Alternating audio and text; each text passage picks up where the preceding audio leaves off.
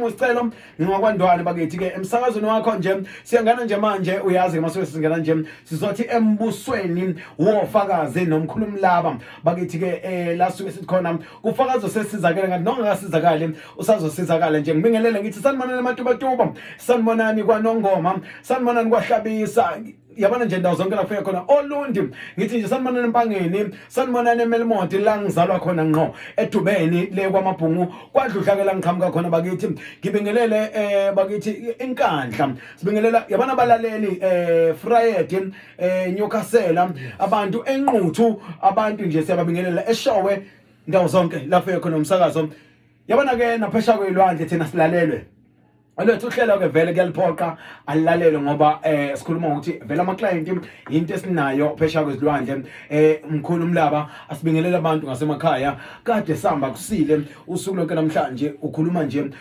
izwi lokuphila empilweni yomuntu ophefumulayo. Siyabonga msakazi ukubingelela kuyinto enkulu kakhulu siyakhumbula ukuthi enye indoda omunye wasebenza ukuthi ahambe aze ayofika lapha ya emzini kaZakaria uyafika khona uthola ukuthi kunowesifazane owayesemithi isikhathi eside kodwa ingane yayinganyakazi. Yes, ngiyambheka mayifika lo mama efike ebingelela nje maqede kwaxuma ingane ngaphakathi eswini. So ukubingelela Mr Ndwane ngiqonda ukuthi kuyinto ebaluleke kakhulu wokwazi ukuthi noma uhlangana nomuntu nje emgwaqeni ukuthi sawubona kuyisibusiso khona lokho ungajwayeli nje ukuthi ungavuma ukuthi ubingelela abantu uzuqhosha ukuthi hayi mangihlangana nobani mina vele angimkhulumisi. Ukubingelela kuyinto enkulu kunyakazisa izinto ezinganyakazi azasho umuntu umkhulu athi nje ayiyabukana nje mahlangana ayiqhenye ngalokho kanti ukubingelela nje kuyinto enkulu kakhulu. Uyabona uma ufuna ukushaya isitha sakho msakazi usishanga ukuthi usibingelele adinwe athi ungibingelela nani lo kodwa uthi sawubona. Uyazi umuntu okumbingelele ngisho engasavumi uhlangana naye avela athule kodwa ufika umbingelele uthi sawubona. So igama lokubingelela likhulu. Mina ngiexperience lokho eBhayibhelini ukuthi kwanginezinto kwasekuneminyaka sekudlule ngisho isikhathi sokuteta ingane inganyakazi kodwa kwathi ukuzwakala kwezwi elithi nje sanibona ukubingelela nje yanyakaza ingane yaxuma ngaphakathi eswini. So kubalekile ukubingelela. Ngikhuluma ngaphambi kwa mhlawumbe siqhubeke asidlule nezwini lenkosi abantu baphuma enkonzweni mina ngihlezi ngena le nto kethi abantu ungazi babone be10 esontweni. Yes, ukhona abaphume ngenxa ukuthi bebesenyameni baphuma bengazizwanga izwi lenkosi. Yes Kwasho ukuthi uthe mayengena ungena la sithi khona wonke umuntu wamukelekile kanti ngokwenyama inyama yakhe nenyama kaMathole noma nenyama kaMamudlamini ayihlangani ngenxa yeinkinga zasezweni kanti lapha bahlangene ngokama ongcwele. Kunjalo kunomuntu ophuma athi yazi ngaze ngasimosha isikhathi sami ngiyolalelana nalo mama ngiyolalelana nalo baba esontweni yazi ngize ngabuya nje ngi-empty.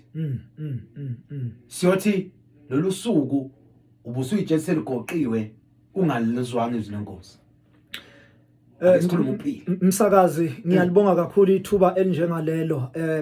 Ayikho into engiphilisa nengithanda njengentshumayelo noma njengento njengezwi likaNkuluNkulu ngoba izwi likaNkuluNkulu likwazi ukuqondanisa la onenkinga khona. Kuyenzeka umuntu enenkinga ezwe izwi likaNkuluNkulu bese kube ngathi ukhuluma nami umuntu noma usho kimi kanti izwi likaNkuluNkulu liwumoya oyingcwele okwazi ukungenelela einhlizweni zabantu kuthinteke la okulimele khona ngampela kufike kuphole.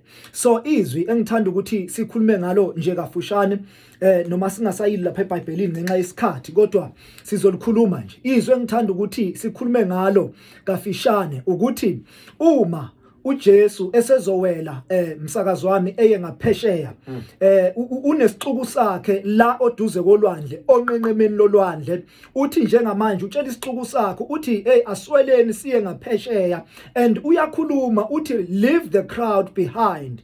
Okusho ukuthi uma uzohamba noNkulunkulu noma uzohamba nendoda yamadoda kufanele ukuthi uqale uphume eqala esixukwini ngoba siyazi ukuthi empilweni yethu emsakazi kukhona abangani abawukhula. Angiphinde lento empilweni esiphila kuyo kunabantu abaseduze kwethu abangazanga ukuthi bezosinisela simile kahle sihlume kodwa abawukhula abazolimaza ukukhula kwethu nokuphakama kwethu. Yingakho uJesu Kristu uKristu wathi leave the crowd behind, shiya isixuku emumva bese siyahamba siye ngaphesheya. Uma ufuna ukuya ngaphesheya noma ufuna ukubheka empumelelweni, number 1 uzokhohlwa umndeni wakho, ngoba mawuzonaka umndeni wakho kuzokwenza ukuthi ungayi phambili.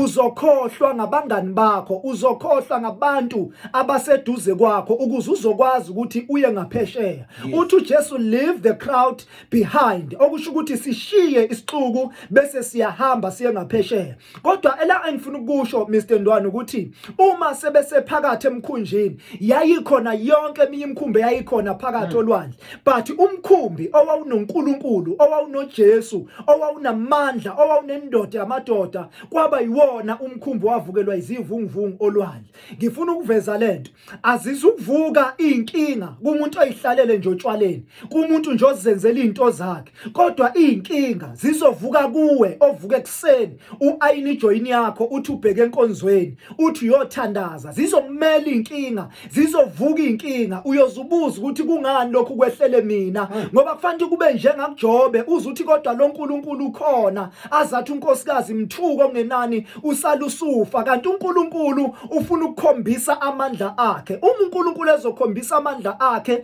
ufuna uqala dedise abantu, ufuna uqale amangaze abantu. Khumbula ukuthi uma yovusa indodakazi kaJahiri, lithi iBhayibheli uma ebheke khona babuza ukuthi usayapi ngoba indodakazi sifile. Lize lithi iBhayibheli baze bamhleka usulu ethi yena ngikhombiseni nje lapha ekhona. Manje uNkulunkulu ufuna usufile, uNkulunkulu ufuna usunuka njengoLazarus, akasondelanga ngisho setshelwa ukuthi walomkhonze kakhulu akasondeli, ngisho setshelwa ukuthi usefile akasondeli, mase kuthiwa useyanuka ilasondela khona. Manje ngizothi kuwe msakazi nawe emlaleli, uNkulunkulu ukudinga usunuka, esehambile ubaba wengane, esehambile ubaba wakushadayo, esesuhlukunyezwe umndeni, washintshelwa izihlobo zakho. Ila uNkulunkulu ekudinga khona, ukudinga usunuka, and then he will begin to show up. Wena usunuka, ungasenamuntu ongakusiza empilweni yakho, usulahlekelwe izihlobo zakho, usuyintandane, usumfelokazi, usubizwa ngamagama, ukudinga uNkulunkulu usunukwa. Lithi iBhayibheli uma seyivuka ivunguvungu olwandle, amanzi aqala ukungena emkhunjini, lithi iBhayibheli hayi ukuthi wayengekho. Ngizothi kuwe kuzo zonke izinto ezenzakalayo hayi ukuthi akekho, kodwa ukhona, uyabukela, ufuna ukukhombisa abantu amandla akhe. Ukube wavuka amanzi engakangeni ayingeke abonakala amandla kaNkulunkulu, kodwa kwangena amandla, kwazwakala umoya, wayilalela nje esiqamelweni sakhe ekhona emkhunjini. Inkinga obhekene nayo hayi ukuthi akekho, ukhona, kodwa usabuka, ufuna ukukhombisa abantu ukuthi basheshe bahleka, kanti yena uzwile. Lithi izwi leBhayibheli baya kuye bayombuza ukuthi baba usele ndaba nakuba sesifa, kodwa lithi iBhayibheli uma ivuka uvika uthulisa ulwandle, uvuka uthulisa umoya. Bamangala abantu bathi kanti ungubani lo? Kwakuba ulwandle nomoya kuyamlalela. Size ngaleyo ndoda emsakazweni, size ngaleyo ndoda kubantu, size ngaleyo ndoda emphakathini, ukuthi kanti ubani lo namhlanje ozalalelwa, alalelwe sewuhambile inyanga, ubethela ikhaya ukuthi uyidalwa ingeni, kodwa namhlanje ngifuna ukuthi namhlanje ulale negama uthi kanti ubani lo? Ngampela kwakuba nolwandle nomoya kuyamlalela. Siyazi ukuthi imoya ihlasele emakhaya, ihlasele ezikoleni, ihlasele emabandleni, kodwa sizoprofetha ukuphila. Uma lithi iBhayibheli iprofetha kulamathambo, namanje asengaphila. Sisosho njalo kumlalelo lahle ithemba ukuthi kumathambo sizothi asengaphila namanje.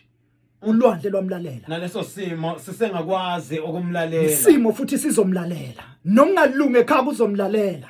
Sucele kakhulu umsebenzi wanikele embhengeni, wanikele eLatini, akwenzeki. Ngoba kunezivunguvungu ezivuka ekhaya, kulelo khaya ingazwana kulo. Namhlanje siphethe indoda ezokhuza umoya, ikhuza ulwandle, maqede kumlalele. Alright, yeah, ay kuyezwakala. Ngiyakhomba ukuthi ngempela ukholo kwethu kuyafuneka, ngoba hayi ukuthi konke lokwakwenzeka ngenxa ukuthi yena ulele, kodwa uNkulunkulu wayefuna ukucheck ukholo lwabo ukuthi lungakanani. Kunabantu njengamanje ababhekene nezimo engaphezulu because abakhombisile noma bahlukanisile ukholwa kwabo ukuthi bakholwa ubani. Uyangithinta msakazi, angeke uze uye empumelelweni ungenazi ibazi, kungekho la udlule khona. Ngiyacabanga ukuthi laba bantu uma behamba noJesu bevukelwa umoya kungena amanzi emkhunjini, mhla befika ngaphesheya kolwandle kunezinto abayikhuluma. Batheni nanisazi ukuthi sisukaphi? Thina sisuka olwandle la bengena khona amanzi kubuya umoya, kodwa ngenxa yendoda yamadoda sifikile ngaphesheya kolwandle. Kufuna ukuthi ube nehistory, kube nezinto ezichazayo. Uma ngakutshela ngempilo yami ungamangala, mangakutshela ukuthi ngisukaphi. Kodwa umuntu ozoza umkhulumi laba manje uyokhuluma into ayithandayo. Kodwa mawungezwa ukuthi khona la engisuka khona. Uyabona msakazi, uma iBhayibheli likhuluma kahle lithi ngendlela okwakuhlonishwa ngayo iPhasika, ngisho uFaro wabadedela abantwana bakwaIsrayeli wathi abahambe beyodla iPhasika. Kodwa kunento engithandayo, uNkulunkulu uyayikhona indlela enqamlelayo, kodwa uNkulunkulu wabanikeza indlela egegayo ngoba wayengafuni ukuthi lapha behlangane nabantu bese bejikiswa izinto ezithize. Indlela ababehamba ngayo yayibheka olwandle olubomvu. Olwandle olubomvu kwakuneyinkinga lalingayo libuyayo, kodwa kwakufanele ukuthi benze njani, beluwele ulwandle olubomvu. Kuzwakala kunonkosikazi ogama lakhe linguMariam, lithi iBhayibheli sebengaphesheya sebeluwelile ulwandle olubomvu, uzwakala uyacula, uzwakala ukhuluma ezinye izinto. Bayabuza hamba nabo bathi, kanjani wena kade sihamba nawe ukhalo lonke awuzange usho lutho, awuzange uphefumule lutho, ngisho sihamba olwandle olubomvu asikaze sikuze ukhuluma, manje lezi indaba ingaka usuyithathaphi? Uthi uMariam ongiwelise olwandle olubomvu. Yabona lento engishoyo, ongiwelise. Sikhuluma la nobufakazi ukuthi sibiza uNkulunkulu ophilayo ngoba kunezinto ezenzekele kithi. Umhlabelele athi singenela okuthiwa angenwa khona, saphuma la okuthiwa kuphuma khona. Bese uthi umhlabelele namhlanje ngiyamangala mangibheke emuva ukube yena wayengekho ngaba ngikho la. Yingakho uMariam ezwakala ekhuluma indaba engazwakali kubantu ukuthi bungethule sonke lesi sikhathi, manje usukhulunyiswa yini? Uthi ongiwelise ulwandle olubomvu.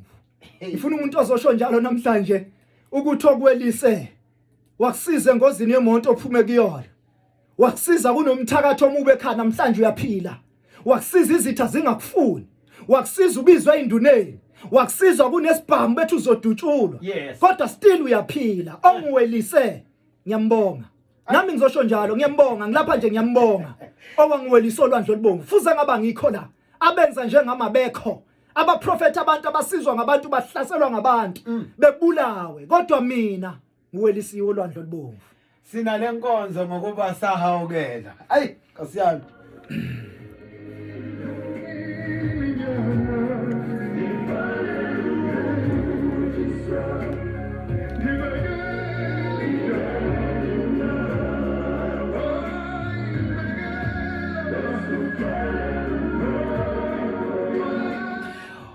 Mhlawumbe ngama kuyenzeka kuyaqala nqa ukulalela lo hlelo ke la sisuke sithi khona kusembusweni wofakazi fao sesizakele kanonga sizakalo sazosizakala bakithi. Igama lami usicelo ngokwandwana mfana ophansi eMelimoto eDubeni esikhathini samapho kwadludla ke kithi la ngizalwa khona bakithi nje ngifisa ukubingelela kunabantu lapha bathi sikhona nathi esixhumaneni bathi balalele zithi ilaleli insizwa lapha ya ngithi nje sanibonani kulowo muzi ngeke ngisawusho nesibongo, kodwa nje bathi nje mfundisi wethu kunebandla lethu esiqhomaneni, siphuma ngaphansi kwebandla lama 7 days. Amabandla akithi akhona endaweni zonke, kwakhona la eMelimoto eDubeni likhona ibandla lakithi. Sizohamba nje sifike ngelinye ilanga sikhulume nabalaleli ukuthi ke ake nisivakashele nje enkonzweni bezoza ukuthi ukuphila kungakanani kulela bandla lama 7 days. Siyabonga kakhulu lapha esiqhumaneni, siyazi ukuthi ikhona ibranch ethu lapho ePhetho babudludla. Siyabonga kakhulu ukuthi ngempela basilalele khona.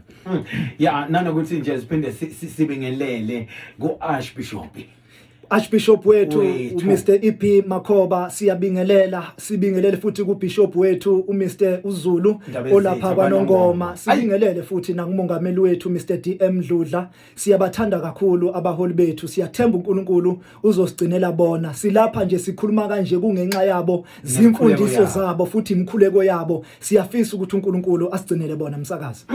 Yeah, asikho lapho ke Fakazi ngifuna ukuthi ke asingene manje emsebenzini ukuthi ke umkhulumlaba komuntu oqala ukumuzwa umkhulumlaba ubani usebenza kanjani. Yebo umkhulumlaba usuke emtuba kwaSomkhele usebenza kanjani. Abantu abaningi yabadida lento ukuthi ngiyangibona ukuthi sebekwenza ngathi kuyifashion. Abanye babalaphi. Kodwa ngifuna singeneni kuleyo ukuthi umkhulumlaba umfundisi. Umkhulumlaba umelaphi. Wenza kanjani ukukumixa singasho ukuthi ukwenza kanjani kodwa ugcina ukwazi kanjani ukumanage isimo sokwazi ukukumixa ukuthi lo kufanele ngengidile naye ngomoya ongcwele namanzi. Lo udinga ukuthi ke sidile nenyama singene endumbeni. Msakazi ngiyalibonga kakhulu lelo thuba yonke into yenzeka ngomoya ingcwele. Uyazi ukuthi ngingasuka ekhaya ngize emsakazweni ngithi ngizosho into ethize ngifike ngingayisho kodwa umoya ingcwele ufika ukukhuluma okunye ngisho kunye emsakazweni. Angiqalele emumva uqala kwami ukwehlelwa umoya ingcwele noma yilesi siphiwo kusukela ngisemncane sidlala imizi. Abakhumbula kahle noma abangaziyo uma sebengitshela umlando wami ngoba nami ngangisemncane ndwane ngingazi lutho kuthiwa sasidlala imizi kumnandi nje kwafika isikhathi sokuthi kuthandazwe ngoba sasizalwa abazali abathandazayo sathandaza sizingane ezincane sidlala imizi kodwa kuzwakala umkhulumlaba sebethula abanye bathi amen kodwa umkhulumlaba ulokho eqhubekile ethandaza kwaze kwayolanda umama wakhe endlini kwathiwa mama awukusondele nanga umkhulumlaba manje akasathuli ulokho ethandazile kwaqala lapho ke ukubonakala isiphiwo sika mkhulumlaba ngakhula nalento kuthe mangikhula kwafika ngelinye ilanga isibonakaliso la engabona khona isandla sami sishintsha siphenduka umlilo lathi izwi likaNkuluNkulu ngalesi sandla uyophilisa ngaso isizwe sika nkulunkulu ngakuhlonipha lokho kodwa kuthe ekukhuleni kwami ngingena estagini sokuba umfana ngakushaya indiva zadlala inkinga empilweni yami kwalokhu kukhombekile ukuthi buyela entweni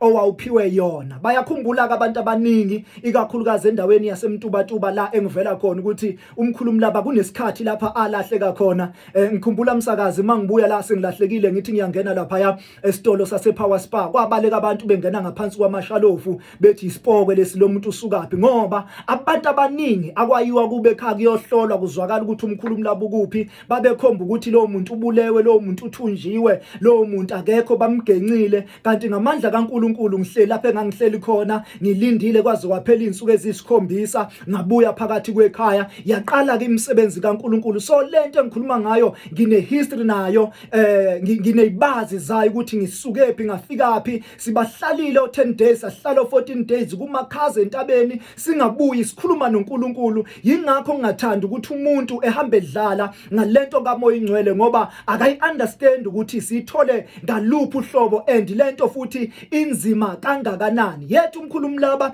ungumthandazi ungumprofeti into uNkulunkulu angipha yona kakhulu ukuthi ngithandaze ngikusiza abantu ngokukhuleka nanokubusisa nje amanzi angenalutho amanzi njenganalutho sifike sithandaze phezulu kwamanzi maqede izinto bese ziyenzeka ngokugcotshwa nangokuphiwa amandla uNkulunkulu malithi iBhayibheli othunyiwe akanawa amandla ngaphezulu komthumile nami ngisuke ngikhothama kuNkulunkulu wonke amandla abonakala kumkhulumlaba ababiza ngeinhlobonhlobo awasuki kimi kodwa asuka kuSimakade ongumvelinqangi ongulizwi okuyena ongithumile sokuthe ekukhuleni komsebenzi ngiprofetha ngithandazela abantu amanzi ngihambe ebandleni ngibona inkinga zabantu kube seqala ke la sengiphupha khona ngikhonjiswa ikhambe elithize makade kunomuntu ebekade ezohlola la ekhaya ukuthi hayi lo muntu okade la egula ubomhlanganisela u1 no2 uzokwazi ukuthi aphile. Okunye bekufika nabo abantu bezekhaya bethi ngiyagula nginenkinga ethize kodwa ngithema ngilele ebusuku wafika izwi lathi hambe kumkhulumlaba umtshela ahlanganise ukuthi nokuthi ukuze uzophila. Ilapho kokugcine khona umkhulumlaba eseba namakhambi esintu. Umkhulumlaba akazange azathwase akazaye emzini womuntu kodwa wehlelwa ilawo mandla nje kaMoya Oyingcwele. Kwaku 8:12 mhla kwehla umoya kimi kusebusuku ngisentabeni yakwaMsane ngithandaza khona ehla amandla kaNkuluNkulu njengoba umkhulumlaba esezafika kulesi sigaba esikusona. Akubanga indlela elula, ngineyibazi history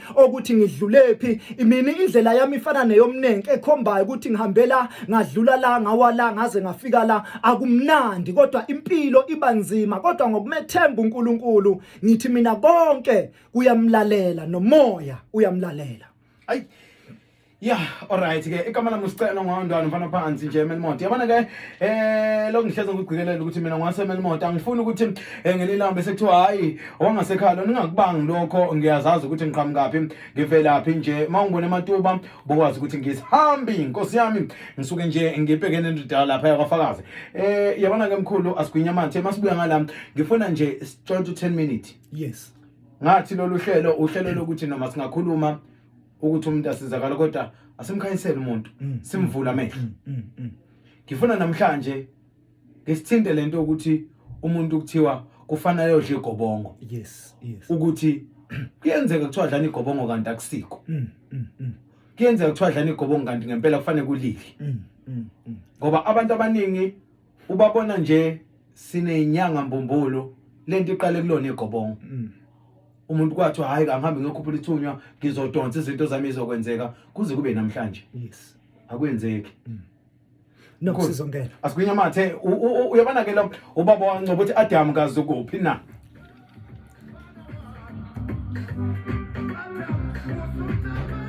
Hayi sesikhahlela ke. Sesikhahlela ke sefolo.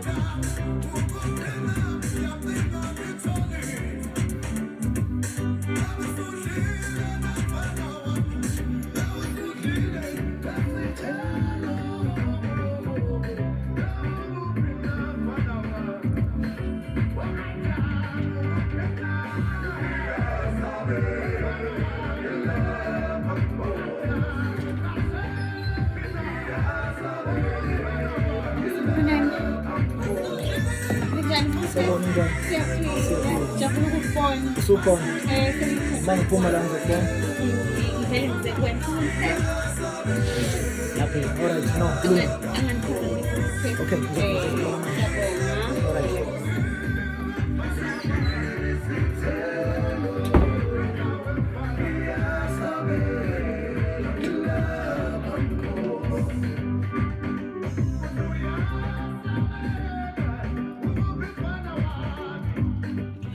Ngidlala ingoma ngamabomu mfakazi ngidlalela ingoma ngamabomu uAdam wayalela kuba ngakwenzi kwathi uAdam ungalokothi Adam wasuka wahlala mayisebuya uNkulunkulu uhamba vele uyazi uAdam uzokona kodwa ngokufuna ukuthi uAdam alandele umthetho uthi Adam ngicela ungakwenzi Adam useyakwenza akasatholakala kwiposition ongenzeka uNkulunkulu khona into ayibekela uAdam kuze noEva bephile kahle. Kwenzakalani na? Uma engasamfici kwiposition. Akasenzini uNkulunkulu nento abemlethele yona. Usedilina ukuthi kodwa Adam nguyalile. Hayi not ukuthi uAdam kwamzumo okwenzekalayo. Adam watshela ukuthi Adam esithelweni ungasondeli. Adam wangena esithelweni. Kuze kube manje umhlaba wonakele. Sibhekene nezinkinga kunabantu abashifte kwiposition ababekwe kuyona batshelwa izwi likaMoya Oyingcwele kwathiwa ungalingi uye lapha ungazifaki kunamhlanje kunezingane ezingabulala ubuthongo kunomama bangabulala ubuthongo ubaba wahamba olanda into ayilawuleke egcekeni because balanda into betshelwa ukuthi ungayilandi lento ithanda kuba nzima leyo. Kodwa ngoba ake sithi ngoba inyanga yabo asale sesibahlonipha ngoba ngiyazi uAdam akazenzelanga kanjalo futhi noSamson mayiphelelwa amandla akazenzelanga asale sesibambe inyanga yabo siyabathanda bahle bayazala sibahle nje kungenxa yabo. Fakazi iphela nenyanga ngifuna ukubuya. Ngifuna ukubuya Fakazi ngoba asedlwe lapho. Mkhulu bengithinda nje indaba lapha yeGobongo ukuthi naku sekuthiwa ngiyodla iGobongo mhlambe kuze ngiyokhuphula isithunywa sami noma angiyodla iGobongo kuze sime ngibhekene naso sithi ukuhoxa ubungozi noma siqale nje kuthenini iGobongo lingelani. Siyabonga kakhulu umsakazi mhlambe ngizothatha isikhathi nje ukuthi ngenabe kancane indaba yeGobongo indaba ethanda ukujula kakhulu and ngiyabona ukuthi sengathi into nje ejwayelekile neyenziwayo isinomi kanjani. iGobongo nje number 1 wokwazi ukuthi ukuthinta lona ufana nokuthi uthinta idlozi. Yes. iGobongo licishe lifane nempepho. Uyabona masingaqala silande empepheni imindeni eminingi ilimele, imindeni eminingi ifile ngenxa yempepho noma ngenxa yomsamo. Umsamu awuthintwa inoma ubani. Angiphinde. Umsamu nempepho ekhaya akusho ukuthi ngoba nakho ufuna ukuyokwenzela abantu abadala sekufanele uvele uhambe nje uyoshisa impepho uwenzele abantu abadala. Umsamu unomgomo wakhona, impepho inomgomo wakhona. iGobongo alikwazi ukuthi uhambe uziyoshaya iGobongo kungalungisekile lapha emuva empepheni. Msakazi ake ngibeke nasi isibonelo. Yes. Uma ubaba la ekhaya oyinhloko yala ekhaya ehamba emhlabeni, Yes. kuyadinga ukuthi emadodaneni akhe kube kwazeka ukuthi uma ikhothama lo baba ubani umuntu osele empepheni uyakwazi ubaba oyinhloko ukukhomba ukuthi uwena ozosala ubhekelele ikhaya. Number 2, uma umuntu ezongena empepheni uyabikwa kuhlatshwa imbuzi kuthiwa nangu usibanibani ngenxa yokuthi la ekhaya senayo umuntu oyosiphahlela impepho siyacela ukuthi usibanibani kube uyena osibikelayo empepheni. Impepho iyinto ebaleke kakhulu, iyaxova umuzi, iyaxova idalwa ukuthi nanoma ubani ekhaya ofuna ukushisa impepho ehambe yoshisa impepho. Uma la ekhaya kunobhuti omncane nobhuti omdala, ubhuti omdala eshisa impepho wokwazi nabhuti omncane ukuthi ukuyoshisa impepho ekubeni kunobhuti omdala okuyiyena olawula empepheni. Uma wena omncane usiyoshisa impepho uqonda ukuthi uyambulala lo omdala. So indaba isuka empepheni bese siyongena eGobongweni. Umuntu ngaphambi kokuthi adle iGobongo akake ezwe kahle ukuthi lingelani iGobongo adlayo.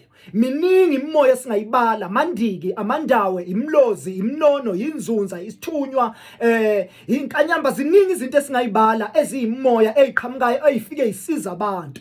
Kodwa umuntu uma ezodla iGobongo number 1 akwazeke ukuthi lingelani leli iGobongo asuke ezolidla la. Number 2, ngithola ukuthi abantu abaningi bayaphuma bayothwasa msakazi, kodwa mangibuza ukuthi ubani ongene kuwe uthi angazi nami ngilinda ugobela ukuthi azongitshela ukuthi ngingenobani. Uyathwasa lo muntu kodwa akazi ukuthi ubani umuntu ngampela ongene kuye nozomukelela umsebenzi. Kuyingozi enkulu kakhulu lokho ukuthi ukwenza. Okay, iGobongo lisetshenziswa umuntu osuke enesiphiwo sabantu abadala phecelezi onemimoya. Kuyadependa ukuthi imoya yakho ibonakale ikanjani, imoya yakho ibonakale kufanele ukuthi ilungiswe kanjani ukuze kufinyelelwe endleleni eyiqiniso noma la ozofanele uphumelele khona. iGobongo nakhona linezigaba zakhona. Awukwazi ukuthi uvele usuke nje ku number 1 uhambe uyohlala ku number 16, kodwa linezigaba zakhona ukuthi hayi ake siqale kanje siye kanje ukuze kuzogcina kufinyelele lapha. Kodwa uma uzovele nje ungene eGobongweni udla iGobongo amadlozi akhe awagezekile, amadlozi akhe awalanyuliwe, iGobongo linobungozi obukhulu kakhulu. Kuyadingeka ngempela umuntu ukuthi uma ezohamba eyodla iGobongo kube ukuthi uyazi ukuthi kwenzakaleni endukhonjisweni endihloboluni lweGobongo azohamba yolidla kulowo muzi lowo. Ngoba sinabantu abaningi ukubakhuluma ngelinye ilanga la uDr Mphemba wathi uma ungangena ungaye edrobheni uzofica abantu abafaka ibihlalo enyaweni befaka ubuhlali ezandleni kodwa bathwele oyindishe ekhanda bathi 2 rand ama-aphula 2 rand ama-orintshi. Uthi ke kimi uma ucabanga amadlozi alaba bantu aphi lo muntu mayehamba edayisa kanje edrobheni engabe uyahlala usiza abantu. Kube kube khona abantu abengenasiphiwo abangenalutho nje kodwa abo umuntu athi hayi nami ngiyathanda ukusebenza njengomkhulumi laba nami ngiyathanda ukuprofetha nami ngiyathanda ukuhlolela abantu lokho kuyingozi kakhulu ngoba kugcina manje umsebenzi wethu lo bese kube ngathi usuyibhizinisi noma sesixoxa ngawo ikati eziko begcina abantu belimala beprofethwe into engekho belungiselwe izinto engekho umuntu agcina achitha imali zakhe ethi uyalungisa kanti ubhebhezithele udweshu luya phambili ziqhubeka inhlupheko buqhubeka ubupha bubuye so igobongo liyaqikelelwa futhi liyabhekisiswa ukuthi ngelani igobongo kufanele wena ukuthi ungadla leli gobongo noma akufanele wena udle leli gobongo hlobo luni lwemoya kunabantu ngempela abaphiwe into yokuthandaza ongafanele ngempela bethinta indaba yasebudlozini fanele yonke lento umuntu ohlolayo ayibhekisise ingakho moya lapha kwamlaba ufica indumba zihlukene ukuthi la kunomuthi la ngala kungena abantu bamanzi kuphela waiting room yami lapha ngizwa nje umuntu ezolanda ukuthi lo mthathe lo uyongena ezithunyweni imithi ayisebenzi kuyi lo mthathe uyongena lapha emakhosini uzolashwa ngomuthi so yonke lento umuntu osizayo kufanele ayilandelele ukuze isizwe sakithi singaduki ngenxa yokuswela ulwazi alright ke yeah Makuthi mhlambe khona ke umkhafazo ufuna ukuthumelela wona mhlambe khona ufuna ukukubuza noma ufisa umkhulu akhulekise kukhona senze nje be open line umkhulu le ngoba khona uthi hayi mina sengadlula nokwami seku right kodwa ngifisa ukuthi umkhulu angikhulekise kulokho engibhekene nakho ngizocela ukuthi sisebenzele number ngokwezathu ezithile ungalimaza abanye ngoba khona abanye abalimalayo uma sensa inumber ke zomsakazo so sensa le number nje ethi 081 87 99 323 081 87 99 323 081 87 99 323 noma uthumele ivoice note kuyona le number 081 8799 323 so that isokwazi ukuthi ke nawe sikulekelele kuleso simo ufuna ukusibuza noma ke umkhulumi laba ocela ukuthi akhulekise kusona uma lusimbokazi uthi nje ngisize inkosi ngisalindelela amakhozi wakho ungasibhalela futhi ku Facebook wethu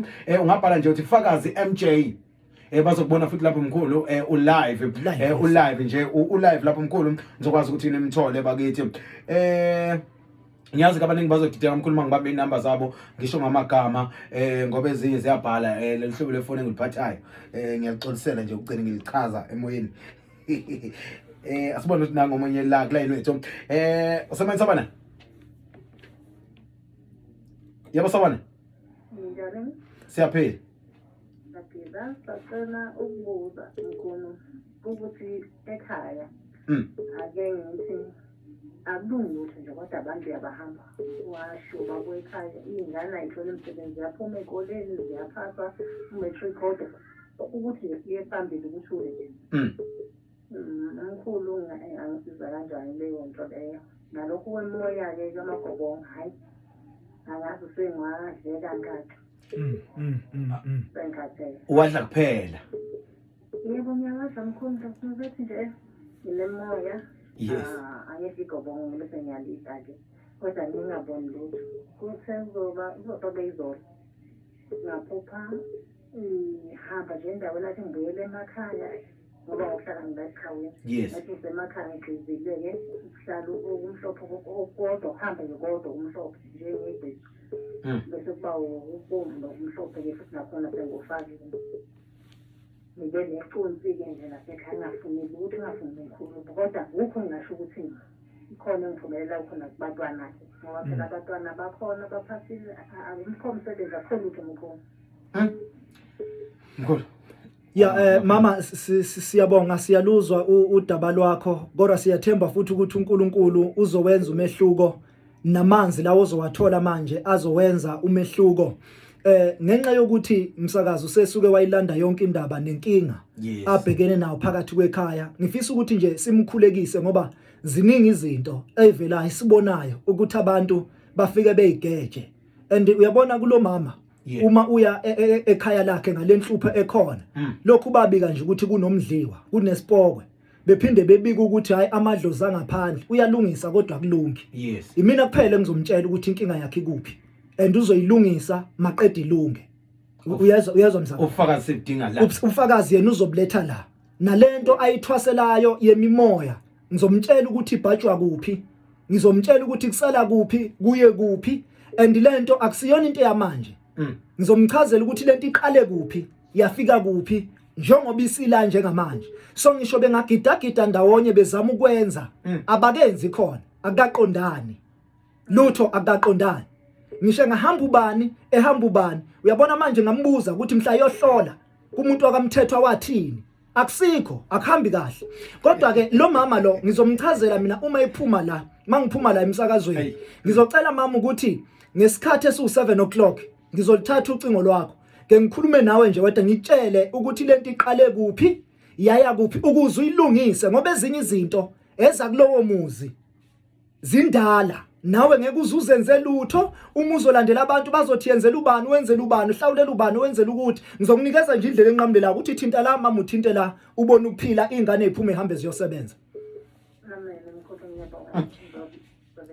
Alright, ke ngithemba ukuthi ke ophendulekile kahle ma. Okay mama, kakhulu. Danke mama wami. Ya. Mkhulu asiphinde sithathe omunye nje la, ungakhohlwa ulalele nje la uhlelo la sikhona kusembusweni wofakazi. Ufakazi osesizakala nokasizakali usendleleni kuba ufakazi. Asimbambe nangomunye. Usebenza bana? Yebo. Ninjani? Siyaphila. Ya. Ungabingelela umkhulu? Yebo ngabingelela. Bingelela. Sawubona njani? Njani mkhulu? Siphilile njani wena? Njani mkhulu? Siphilile thina, wena unjani? Yebo bengimkhulu oseredweni. Yes, uyena ma. Valereto mawami ingakho phazamisela. Okay. Yeah. Mina ngicela ukubuza mkhulu. Yebo mama. No, ngizonda kwelinye ibandla kodwa angibahambi nabantu laba ababonayo kanjalo. Ngonkolo engisonta kuyona. Yes. Abantu bonke abangifuni. Abangifuni. Yes. Angazi isenziwa yini. Awubahambi abantu ngenxa yesonto osonta kulona. Angithi isonto osonta lona awulishongo la. Ungalisho angithi mina yes, awulishonga ngithi. Number 1, umkhulumi labo ubuyele emuva esontweni lapho uthi usonta khona wena. Nisindisiwe, yes, nikhonza uNkulunkulu, kodwa akungabibikho ubuqili. Angithi nithani igcini izinto angisho? Siyayigcina baba, kodwa sisebenzisa amanzi. Nisebenzisa amanzi. Izwa lokho kusho umkhulumi labake. Ngithi mina uma sibuyele esontweni, asisonteni ngeqiniso. Number 1. Uyayizwa into engishoyo? Number 1, uma sonta asisonteni ngeqiniso, libe khona iqiniso. Futhi uma singabazalwane siphilelane ngobuzalwane, lento kaNkuluNkulu iphile kithi. Kuba ukuthi masonta phakathi ebandleni kube khona ohlala ngomunye ngegama lomunye. Uyayizwa into engishoyo? I-English lengikhulumayo lithi ke imizwi uma ubika wena inkinga yakho ukuthi wena abantu bayakushintshela. Ngizwile mina. Number 1, litheke imizwi kufuze ngabe wena mama sikufuna phansi emhlabathini njengomuntu okuthiwa ubhubhile noma njengomuntu okuthiwa ushonile. Lithi izwi likaNkuluNkulu kunenkulumo ethi wena uzenza isihlakaniphi uyitshela ukuthi usile. Yini lengaka kanti wena okuthi ukuthi uyitshela ukuthi usile ngayo? Ngoba ngizwa wena uhlangana nabantu kodwa bayaphenduka bayakubuka bayanxapha bethimisela amathi njengomuntu ongathi kunento eyisigcwagcwa ehleli phezulu kwakho. Hamba othola umuntu ozokuthatha akuse olwandle ehambe yokugeza, ngoba wena ngiyakuzwa mawuthi wena uyigcina izinto eziningi uzokwenza njani ngalamakhosi angene kuwena. Ngoba ngizwa kuvuka abantu abafaka imvunulo, kuvuka amakhehla amadala ahlala kuwena. Hamba othola umuntu ke ozokuthatha kusolwandle ayokuhlambulula njengoba uza umzimba wakho ukhathala, uhlala usindeka kube ngathi unesifo samathambo. Kunamakhehla amadala afaka imvunulo ahleli phezulu kwakho angamakhosi. Hamba qala wena uthola umuntu oyofika kuhlambulule kahle abageze kahle ukuze uzokhululeka wena, ngoba kuzothiwa wena uthe ungashongo kodwa.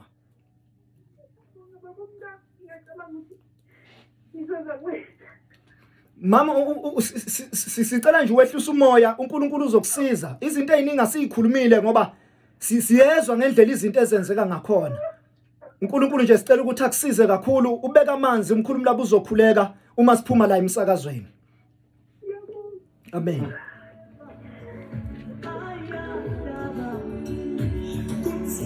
badedela phela nabathi nje banofakazi Okay. uphinde inamba abantu bafona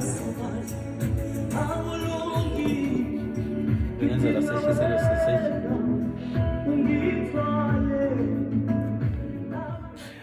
Alright, guys, 08187999323 08187999323 08187999323 makhona nofakazi othi cha mina mkhulumi laba ngingenile nganizwa ngawabeka amanzi kukhona engikubonayo ngoba asifuni kulokho sikhulekile kodwa umsebenzi ungabonakali akafuneki ukuthiwa yini ekuthiwa yini alikho lisina libuke isizulu sisho njalo kunjalo yes yeah ilokho esingakudingi sidinga ukuthi abantu entweni esiyenzayo abantu bekhombisa ukuthi ukhona mehluko futhi uyabonakala asibambe nangomunye nje la emoyeni usebenza bana ninjani Siyaphila baba. Ngicela ungikhulekisa baba ngalahlekelwa umfowethu ngo-2001. Sengihanjelwa ingane yakadadewethu zabafana ziyisizi kandelana. walahlekelwa umfowenu eminyakeni 2001 namanje akatholakali Akatholakali namanje.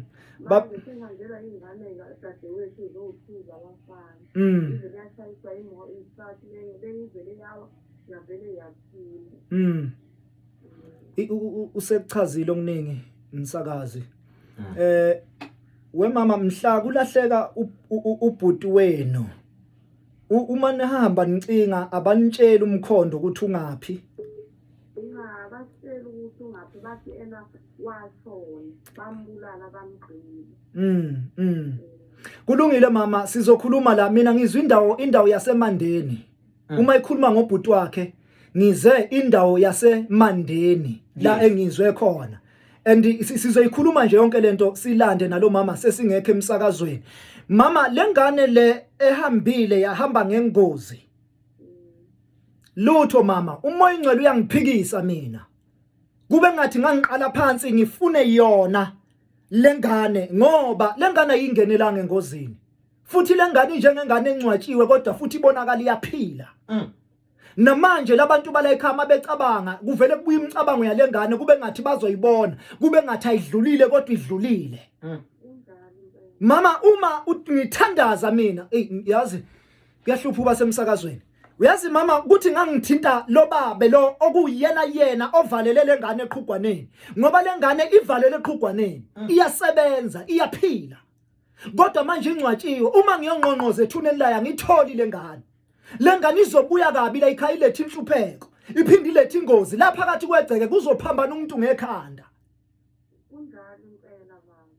mina ngifuna sikhulekisa indaba lo mntwana azangene emndenini wokubo mayihamba kukhona izinto kunendida ekhona la uma nithi nihambe nengozi uthi umoya kimi cha anilo muntu uyabonakala uyaphila kodwa kunobaba lo inyanga oneqhugwane emzini wakhe lavalelwe khona lo baba lo mntwana unjengomntwana ongathi uyasebenza uyahlupheka kunjengento eyisigqila uyothi mayiseqhamuka ngamaphupho anilo mntwana wena msakazi esandohamba lo mntwana bekunabantu kade beletha amaphupho ngoba lento bayenzile Hayi mama ukhona Yebo ngikhona. ngenzela nje mama liphi libala lo mntwana Likhona ekhaya. uzongithathela amanzi uma sesithandaza la bese ungithathela ikhandlela elimhlophe ngifuna mina sibuyise lo mntwana nina nimbone ngephupho ukuthi usebuyile usewuyena ngoba njengamanje akusiye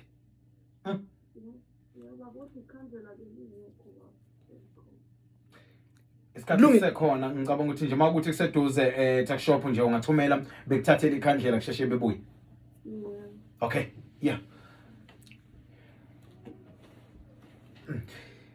yeah asimthathe nangomunye nje la emoyeni usebenza bani yebo sabana yebo sabana Kunjani? siyaphila Kaliwa semsakazweni? yebo khona ma Ngicela umlabe ngivulekise kwazi ukuthola into zami ezivuleni. okay khuluma la manje uthi angimkhulekisa athola umsebenzi udinga umkhuleko kuphela udinga nje umkhuleko akafisa ukwazi ukuthi yini emenza ngasebenzi ukuthi athole umsebenzi wakho ukhona kodwa futhi ubonakala umuntu okufanele asebenze ezitolo yabona ko Spar Shoprite ezintweni njengalezo umsebenzi wakho ukhona kodwa ukhiwe nje ukhiya ngawudingi funa thina sivulele ngidi lengane ihambe yosebenza mina ngibona igcini yosebenza endaweni yasezitolo inhlanhla yona ikhona kodwa kunezinto ezukhiye nje ayivali usekhona ngani yakwethu ya ikhona inhlanhla uyazi kuzokwenzakalani mntanami empilweni yakho kuzoba nabantu abakuthembisayo bethi impela kuzokwenzeka kodwa egcineni kuba nokhiye ofika uvala into zakho usuthi nawe ziyalunga usuthi lapha kuzokhanya lapha ngizosebenza kodwa kuba nokhiye egcineni ofika uvale into zakho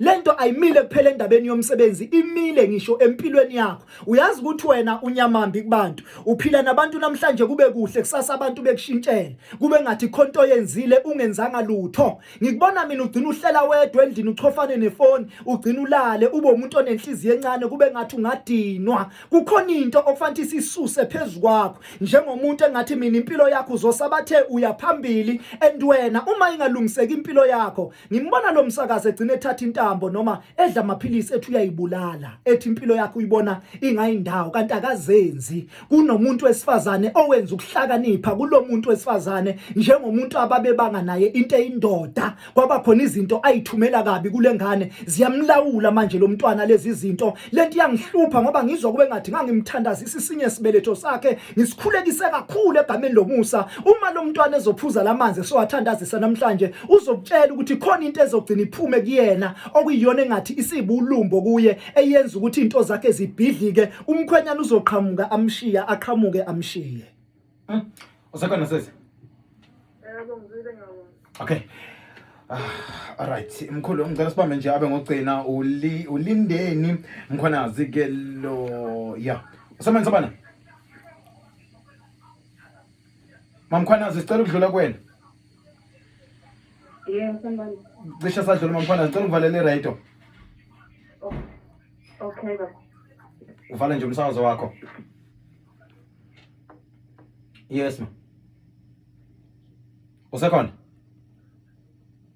okay siyadlula ngicela sidlule mkhulu ungathi uma mkhwanazi usabhizi ngenzela ukuthi mkhulu sikwazini ukunikeza abantu information ephelele singagcini mhlambe sishawana isikhathi sokuthi asisakhonanga ukukhuluma nabantu ngiyazi izimo zinzima kodwa uNkulunkulu wethu ophilayo uNkulunkulu ongasideli ngiphinde ngizosho njalo umsakazi ngithi ngiyazi ukuthi abanye bathi sesikwenzile konke akulunganga ngiyakhumbula omunye umlaleli wangena wathi sekukaningi ngithatha inamba beqhamuka abantu bethi bazongisiza ngingasizakali kodwa namhlanje bengithi ngezwi likaNkuluNkulu lungise nje amadoda edoba ulungise nje lawo madoda edoba uma ithi uJesu ufaka namanethi athi bona sesidoba ubusuku bonke asibambanga lutho athena faka namanethi ejuleni egcineni ayaphendula athi baba sesosala sesenza nje ngezwi lakho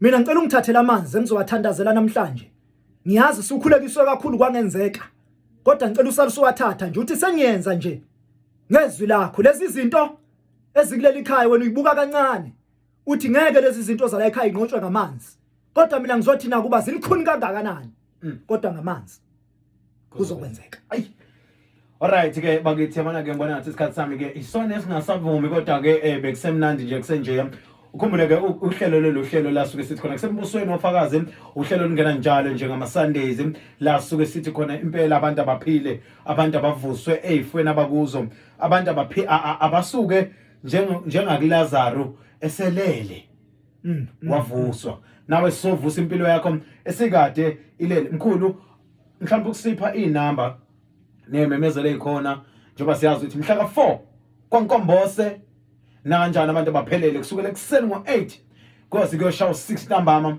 umkhulumi labo uzobe khulekela abantu eprofeta abantu bephathi ingidi mhla ka11 kwaNongoma emshololo na kanjani umkhulu uzobe khona ekseni ngo8 nanjani umkhulu uzobe sekhona